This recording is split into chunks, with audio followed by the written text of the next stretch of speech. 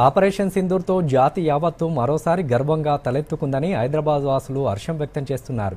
ప్రధాని మోదీ నేతృత్వంలో భారత సైనిక బలగాలు ఉగ్రవాదుల శిబిరాలను ధ్వంసం చేశాయన్నారు. పహల్గాం ఘటన ప్రతి భారతీయుడి మనస్సును కలిచివేసిందని, అయితే అందుకు బదులుగా భారత్ చేపట్టిన ఆపరేషన్ సింధూర్ బాధిత కుటుంబాలతో పాటు దేశానికి ఊరట కల్పించిందన్నారు. ఆపరేషన్ సింధూర్పై హైదరాబాద్ వాసుల స్పందన వారి మాటల్లోనే. నారీ శక్తి అని చెప్తుంటారు.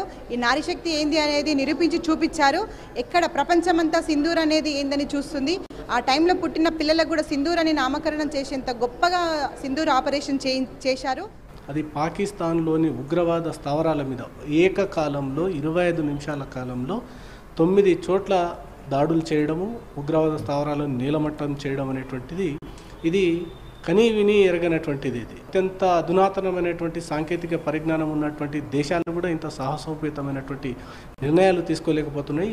ఈరోజు పాకిస్తాన్ ప్రేరేపిత ఉగ్రవాదులను పెంచిపోస్తున్నటువంటి పాకిస్తాన్కి నువ్వు తమలపాకులతోటి కొడితే నేను తలుపు చెక్కలతోటి కొడతా అనేటువంటి గట్టి సందేశం ఇవ్వడం ఏదైతే ఉందో అది ఒక భారతీయుడిగా చాలా గర్వించదగ్గ క్షణం. అది ఏదైతే మన భారతీయ మహిళల బొట్టును తుడిపినటువంటి పాకిస్తాన్ టెర్రరిస్టులని వాళ్ళందరినీ కూడా వెతికి మరి ఎక్కడున్నా సరే మరి చంపేస్తామని చెప్పేసి మన నరేంద్ర మోడీ గారు చెప్పడం జరిగింది.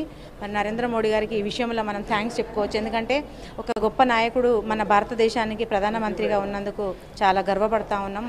భారతీయ మహిళలందరూ కూడా గర్వపడతా ఉన్నారు.